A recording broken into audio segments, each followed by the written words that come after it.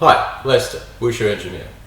I was asked a simple question in the comments section of my latest video in which I was discussing the absolute critical need for high-intensity physical conditioning training for serious combat-based martial artists. As you can see from the comment, I did not answer the question immediately, but indicated that I'd rather put out a video detailing my response, so that I can put a little bit more content into my response, make it a little bit more comprehensive. Hence the video that you're watching right now. Although I implied that the answer to the question was complex, it's not entirely true. I believe that there's a very simple answer to the question. I'm not going to play games with you, I'm not going to bury the lead, I'm not going to keep you on the edge of your seat. The answer is high intensity interval training, or HIIT training, HIIT training, suitably modified for your martial arts system, of course. However, some discussion is required to justify my answer and provide additional context for those who want to know a bit more. So listen on if you are interested. Please note that in this video I'm not addressing the other kinds of training required for martial arts other than the physical training component, because that was the subject of the question. There are a lot of different types of training that all go into martial arts, and they're extremely important for martial arts performance. This includes technique training, forms and katas, sparring, tactics, martial theory, etc. In this video though, I am only going to be addressing a physical training component. And we have to also acknowledge that all of those other types of training, so all of the training that typically goes into martial arts, also contributes to your physical performance. However, it is still important to have a dedicated physical training program as part of your martial arts repertoire, martial arts training schedule. And I did discuss that in the last video. So I'm going to take for granted in this video that you watched my previous video, because I present a lot of additional context there that I'm not going to repeat here. If you've not watched that video and you would like further context to this video, I encourage you to please stop this video now, go back, watch that older video, and then come back to this one. In that previous video, I presented what I believe is sufficient evidence, including scientific studies, indicating that the physical training component is extremely important for martial arts combat performance. However, I did not say what kind of physical training would be best for combat performance. The reason I didn't get into that was that many martial artists and martial systems already have their own physical training programs hard-baked into the curriculum. And it's also important to realize that you can take just about any physical training program, build it up slowly over time, using simple principles of progressive overload to increase your strength, physical fitness, toughness, and any one of a number of different physical characteristics. So I'm going to say, as a mildly controversial thing, say that any physical training is better than none. It's no good if you've got this absolutely amazing physical training program on paper that you never actually practice consistently. Better the 30-minute short and sweet physical training program that you actually do consistently than the 5-hour hardcore badass training program that you never actually do. It's like a poster on your wall. And it's also a little bit like those useless New Year's resolutions that some people like to make. In my experience, the kind of person who makes New Year's resolutions is typically the kind of person who never keeps them. So if you want to do something positive in your life, don't wait until 2024. Don't wait until next month or next week or tomorrow or until you've got the right training outfit, or those new training shoes, or that new flashy smartwatch and fitness tracker app, or a brand new Nutri-Bullshit food processor. These are all simply distractions. They're hurdles that you're putting in your own path to prevent you from ever making a positive change in your life. Many people self-sabotage. So if you want change in your life, quit sabotaging yourself, get off your donkey and make that positive change in your life right now. Of course, speak to your personal physician before engaging in any form of regular exercise. But make that appointment, call them up, go talk to them, and do what is good for you. A lot of people are concerned about what they're going to look like, what people are going to think of them. Look, you've got to have a little bit of a thick skin, all right? It doesn't matter whether you look like a laughing stock, or maybe you're a bit overweight, or maybe you think you look uglier, or whatever. Or you're worried about people just making fun of you because of bad technique or something like that. We often see those gym fail videos. Don't worry about any of that. If you get up and make those positive changes in your life, you are the exact opposite of a loser. Anyway, back onto the main topic. Firstly, any training is better than no training at all. And secondly, you can use pretty much any training program, adding to it, tweaking it, and using it to improve your performance through progressive overload. But of course, the question was quite specific. What is the most effective physical training for martial arts? So we need to address that specifically, because I believe that there is one type of physical training that stands head and shoulders above others. Remember that I'm not discounting other forms of physical training at all. I'm simply singling out the most effective form of physical training for fighting. I engage in a lot of different types of physical training, including high intensity interval training, but this would be the one type of training that I would do if I was forced by some circumstance to choose only one. The one type of physical training that I would do if I was forced by circumstances to choose only one. Note that that's quite specific. So if I had to abolish all training and only choose one type of training, I would sink all the way back to the core of my system, which of course is forms and techniques and that kind of thing. However, I would be sacrificing a lot in terms of my physical training, and I wouldn't want to do that. So I would not want to sacrifice my physical training component.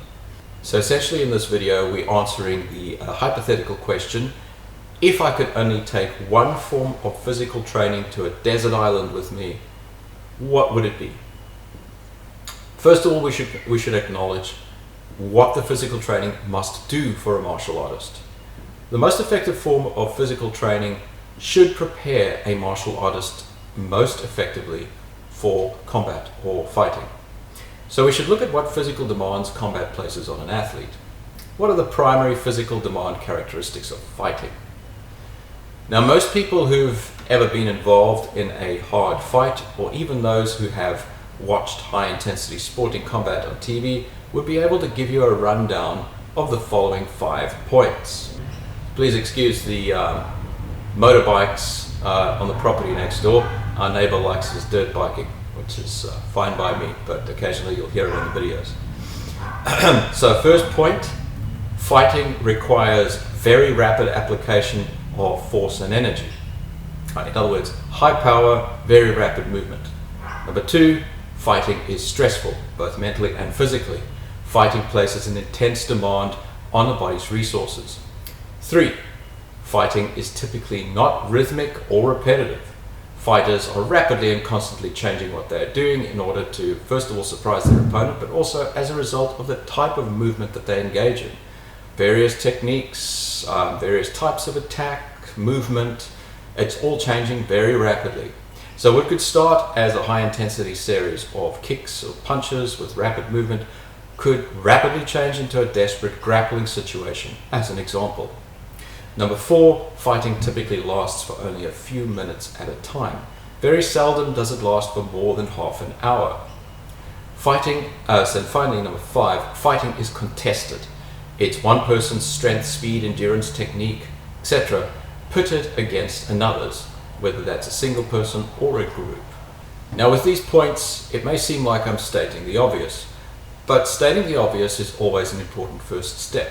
In essence, actually, that's the beginning of most scientific papers, is stating what we know about a situation or a problem. In other words, stating the obvious.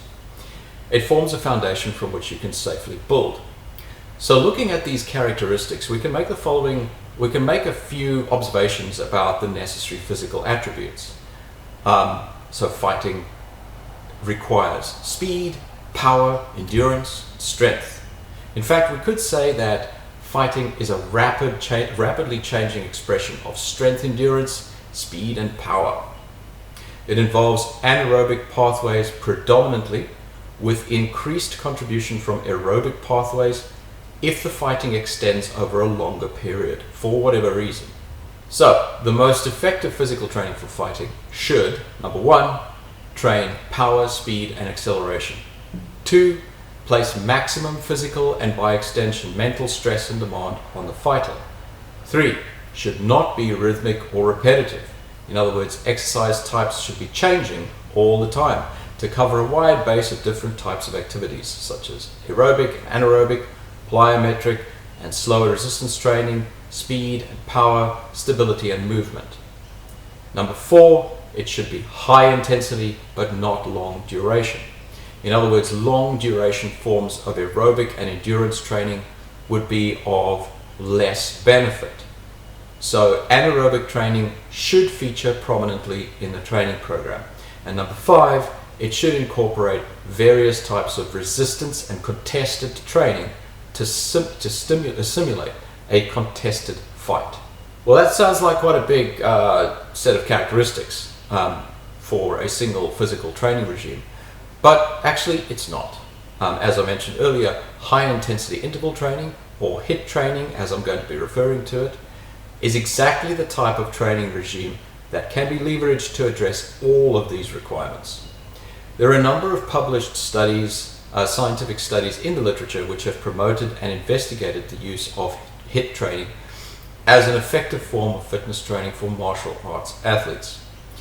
A study by Kostikiadis in 2018 compared the effects of a MMA-specific HIIT program to a regular strength and conditioning training program commonly used by MMA athletes in 2 groups of national level MMA athletes. And it found that the HIIT program resulted in significantly higher improvements in a range of speed, strength, power, and aerobic performance measures. This study also discusses the primary characteristics of fighting within an MMA context and corroborates many of the points I mentioned earlier. Note that despite the fact that this is within an MMA context, many of these points are equally applicable to other types of fighting, including self-defense. In the introduction, which I'll have up on the screen here, the following statements are made. MMA may be characterized as an intermittent sport with high speed and power activity bursts, reoccurring for 3 to 5 minute rounds with 1 minute rests between each round. Thus, MMA is a highly physiologically complex sport in which a wide spectrum of physical abilities, which include strength, power, speed, muscular endurance, and metabolic mechanisms such as anaerobic and aerobic, are involved during training and competition. MMA athletes are required to use and combine different fighting techniques, as well as have high levels of strength, power, speed, anaerobic power, and aerobic fitness in order to endure the 3 to 5 rounds of high intensity intermittent efforts. These high physical and technical demands stress the necessity for specialized strength and conditioning training programs for these athletes. And as I mentioned, the study found that a HIIT program provided more benefit than a conventional training program. But a very quick warning before you run off and leap into a HIIT program. As I mentioned earlier in my talk, it is important to consult your healthcare provider before undertaking any form of exercise. Note the Wikipedia warning on HIIT training that I've got on the screen. That said, with some modification to suit your particular martial art, a HIIT program can provide you with exactly the kind of training program that you need in order to maximize your physical conditioning for combat. HIIT is, I believe, the most effective form of physical conditioning training for a serious combat-based martial artist. If I could do only one type of physical training, I would do a modified HIIT program. You can read the Wikipedia article on HIIT training yourself at your leisure if you're not familiar with this kind of training protocol.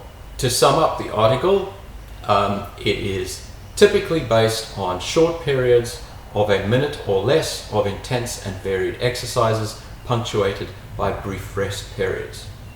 Although the Wikipedia article identifies that a HIIT program targets the anaerobic energy system in particular, it does also correctly note that HIIT training does not completely exclude aerobic pathways.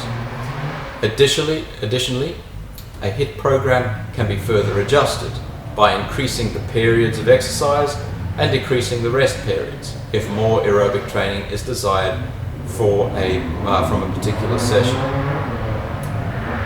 A HIIT program is very flexible and adaptable to suit a particular martial artist's needs at any given time. You can evolve and adapt your HIIT program on the fly to address the specific needs that arise. If more aerobic training is required, the timing and duration of the program can be adjusted as previously stated. If more strength endurance training is required, a greater proportion of resistance training exercises can be included. If core strength and stability are lacking, the number of these exercises can be increased. If more power and explosive strength are required, simply increase the number of exercises that target these attributes in the HIIT program. A typical HIIT program lasts under 30 minutes. However, this may not address the aerobic pathways sufficiently enough for a martial artist's needs, and so this can be extended to between 30 minutes and an hour to address this. I think that a HIIT program's greatest strength is its variety and adaptability. You can see a well-structured HIIT program as an evolving and changing platform that adapts to suit a martial artist's changing needs. So where can you get a good HIIT program from? Well, if you look around on the internet, you will see that there are many HIIT programs that are presented as free resources. Tabata is quite a popular form of HIIT training, and there are a number of creators on YouTube that provide free Tabata programs that can be taken and used or adapted for your own use. In addition, the US military has a freely available HIIT program that they call their HIIT, or High Intensity Tactical Training Program. If you're looking for a HIIT resource to use as the basis for your training, I would highly recommend downloading and using this great free resource.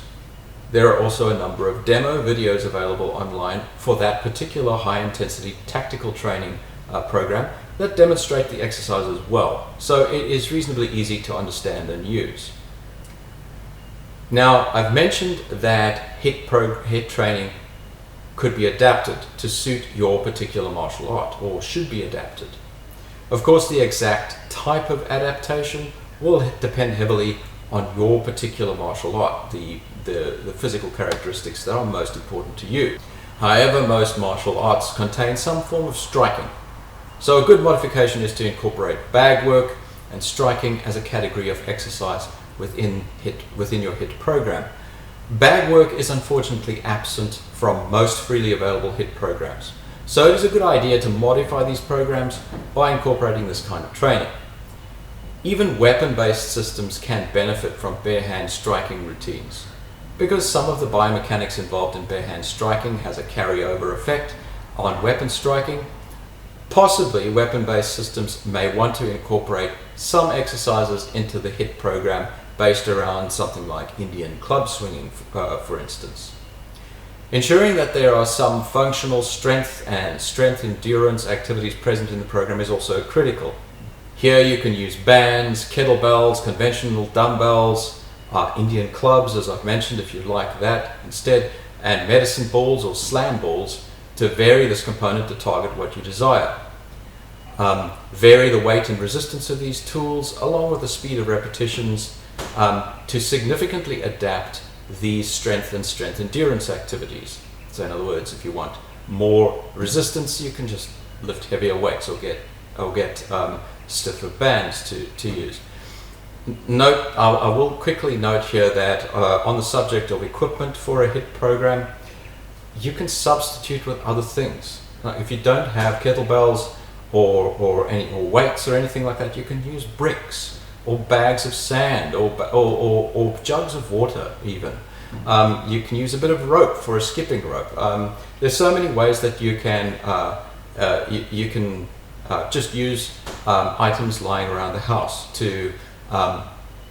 as equipment. So don't make getting equipment for a program another stumbling block before in your way to prevent you from actually getting a program running. Incorporating skipping, sprint sections, and other movement-based exercises can also add movement dimension to your HIIT program. The key is variability and adaptation. A good idea is to have 20 or so prepared programs that you cycle through so that you're not stuck doing the same thing every time and you don't have to reinvent the wheel every time. This can keep your training fresh, you can target a number of characteristics, also ensures that you don't get into too much of a rhythm through the program. Now, as I've mentioned in many of my other videos, we have our own form of HIIT training, which is called FuFit, that's specifically designed to support our martial arts system. I thought that I'd present it here as an example of how a HIIT program can be adapted to suit a particular system. The FuFit program that we practice is typically composed of 3 rounds of 4 exercises. Each of those rounds gets repeated twice. So each of those 4 exercises within each of those 3 rounds gets repeated twice. So you cycle through round 1 twice, then round 2 twice, and then round 3 twice. Each exercise lasts for 1 minute, followed by a 10 to 30 second break before the next exercise begins. So each exercise in the course of repeating a round twice will be performed for 2 minutes in total. So the entire core FuFit session lasts for approximately 36 minutes. We usually also incorporate a brief warm-up in the beginning and a cool down at the end, which puts the program duration at about 40 to 45 minutes. Each round consists of bag work exercise, a functional training exercise, a cardio training exercise, and a mat training exercise. Now, as I've mentioned before, bag work is really important to martial arts. Most martial arts will benefit from practicing bag work. It involves various types of strikes, kicks, and grapples against the bag. In our FuFit program, though, we concentrate heavily on technique as well when we're doing those various strikes and grapples and kicks and what have you against the bag, because our technical component is quite particular and quite important. Functional training involves a diverse range of resistance training exercises, such as various types of calisthenics, weight training exercises, and using bands. Mat training exercises involve various types of prone core training exercises on the mat, such as sit-ups, crunchies, and jackknives.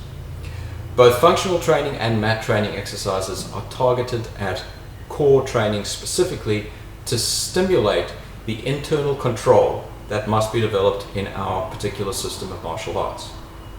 Now, cardio training exercises are exactly what's written on the tin.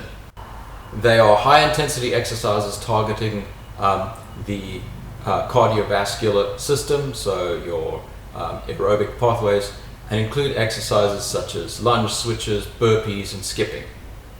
So as you can see, our FuFit program is what you might call a hybrid program, because it does also incorporate strong cardio elements, as well as being slightly longer than a typical HIIT program. I thought that it might be good to present a sampler of a FuFit session that you may wish to try for yourself. It may provide a little bit of inspiration for you to take on board a HIIT program such as the US military's high-intensity tactical training program and adapt it for yourself. Now, the Wushu scientist has a much prettier face than I do, though, so I asked her to demonstrate the exercises that might make up the core section of a sample FuFit session. We did not do the warm-up and the cool-down, or we're not going to be doing the warm-up and the cool-down in the session. We're not doing the whole program because that would just take too long. We're merely demonstrating each of the exercises in sequence for each of the 3 rounds. Remembering, of course, that each of the exercises must be performed at high intensity for a minute, followed by a 30-second break between exercises, and that each round should be repeated twice. So the sample program that we've chosen to demonstrate for you today involves, in round 1, roundhouse kicks, in which you're going to be changing sides midway through, full body squats, mountaineers, and kickouts. From there we go on to round 2, which involves straight blasting, again changing sides midway through, plyometric push-ups, lunge switches, and knees side to side. And then that's followed by round 3, which involves jab, jab, tiger strike and knee against the bag, changing sides midway through, squats and overhead lifts with the medicine ball, skipping and shoulder bridging and reaching with weights. Now I'll have that program displayed on the screen while the FuFit session is being demonstrated, and we'll note what each of the exercises are when the Wushu scientist demonstrates them.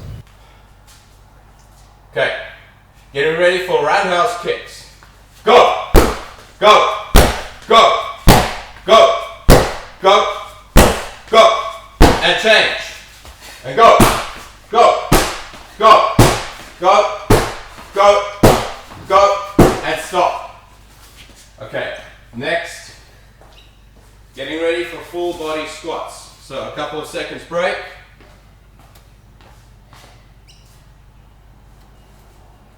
And full body squats. Go. In your own time.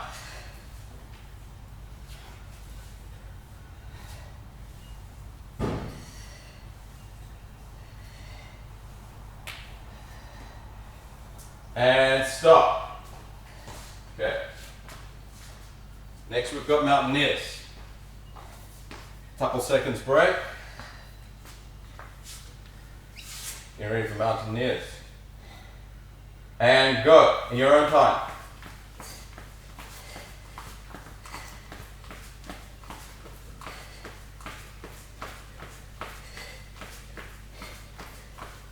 And stop. Okay. A few seconds break. Next, we've got kickouts. So getting ready for kickouts. And each of these rounds gets repeated twice, and these exercises carry on for 1 minute each. Okay, so we're only doing a few seconds of each. Getting ready for kickouts in your own time. Go.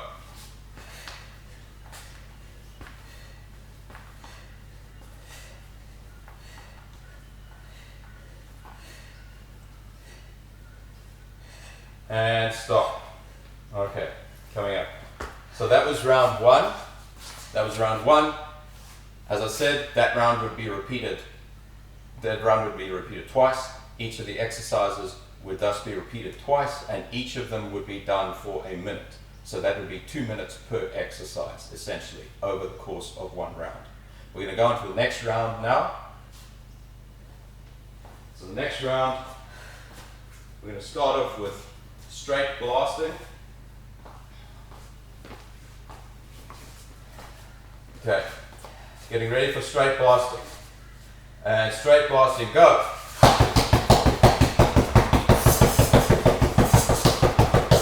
And change feet, go. And stop. Good. Couple of seconds break. Next exercise is going to be plyometric push-ups. So that's a push-up with a plyometric jump off the ground at the top part of the push-up, apex of the push-up. And 1, 2, 3, 4, 5, 6, 7, 8, 9, and 10. Okay, and coming up. Couple of seconds break. Next on the list is lunge switches. Okay, give you a few seconds break. We're rushing through this a little bit just to get through the program quickly. And as I mentioned before in my video, these are just demonstrations of what the exercises look like. And of course they need to be extended for a minute, and each round needs to be repeated twice. And take between 10 and 30 seconds break between each exercise.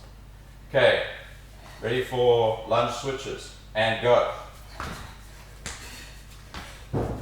For this, you want to try and get good height on that jump up, so explosive power up, and stop. Okay, Give you a few seconds break. Next on the list is knees side to side. So we need to move back a little bit. Okay, ready for knees side to side. And typically you can keep, if you want a higher resistance, you can keep the legs extended for this. Lower resistance, you can just bend the knees, and then it's just knees side to side. So it's up to you which version you want to do. So ready for knees side to side, and in your own time, go.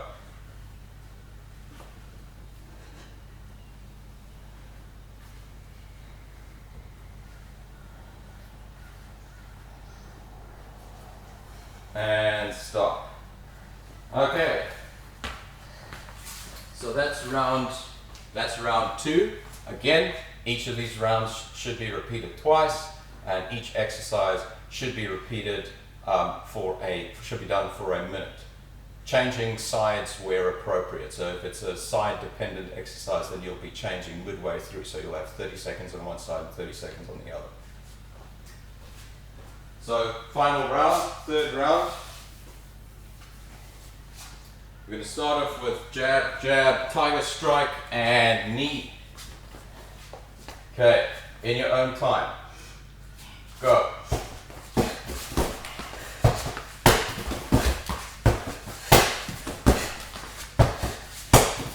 And change sides. Go.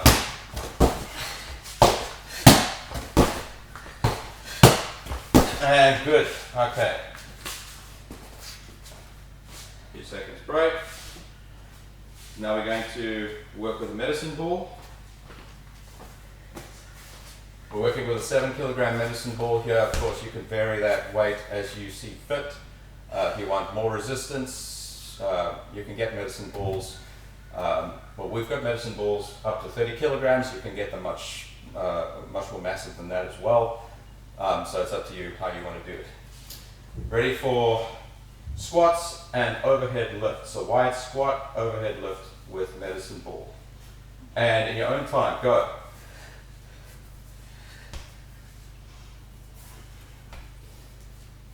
You want to work on the explosive power pushing up with that ball. Don't have to throw it, but explosive, rapid movement. And stop. Okay. Next on the list is skipping. Of course, there are a lot of variations on skipping. We're just using standard skipping for this demo. There's also side skipping. There's a whole variety of different types of skipping that you can do. It's up to you. Skipping in your own time. Go. And stop. Good. With the skipping, obviously, the faster you skip, the more of the more sort of aerobic benefit you're going to get from that.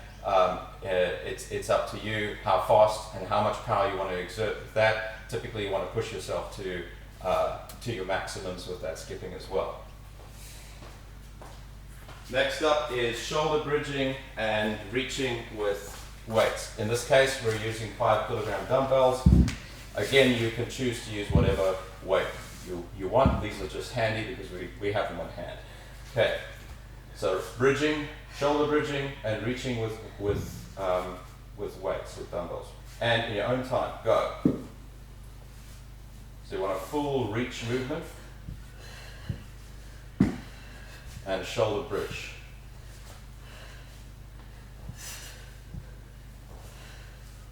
And stop. Okay, well done. Yeah, thanks. So that's a basic demo. Thank you to the Wushu scientists for demoing those exercises for us. It's a basic demo of some of the exercises that you might want to incorporate into your own style, your own sort of high intensity interval training program. As you can see, we deviate from a lot of high intensity interval training programs because we focus a little bit more on the aerobic side because we push those exercise durations a little bit longer. So we're up near the high end of what would be considered high intensity interval training periods. And we also always include striking and bag work as part of that. And that is different to what you'll find in most high-intensity interval training programs. I strongly recommend incorporating bag work like that as part of your high-intensity interval training program if you are using this program for martial arts of any kind, actually, because that kind of striking training, the biomechanics and the power that you build with the striking is immediately, is transportable to things even like weapon use, weapon power, because it also involves very rapid movement and even to a certain extent grappling, where you're using the same kind of explosive force application. So yeah, hopefully you benefited from seeing a few of those demos. If you want to use that program or modify it, use something like that, give it a go. So hopefully that gives you a few good ideas about how you might leverage a HIIT program to support and improve your own martial arts practice. Let me know in the comments section below if you have any questions or queries. Geez, the neighbors are going crazy today on their dirt bikes. Please excuse the dirt bikes.